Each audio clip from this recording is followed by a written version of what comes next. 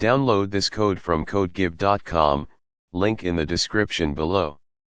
How to trace and replace a VSS wiring harness on a Chevy Silverado, with code examples and troubleshooting. This guide provides a detailed walkthrough on how to trace and replace the vehicle speed sensor, VSS, wiring harness on a Chevy Silverado, specifically addressing common issues, diagnostic codes, and best practices. It assumes you have basic automotive repair knowledge and access to common tools. Remember to disconnect the negative battery terminal before working on any electrical components. Understanding the VSS and its function.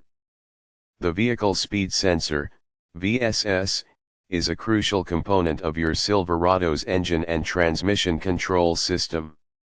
Its primary function is to measure the vehicle's speed and send this information to the engine control module, ECM, or transmission control module, TCM.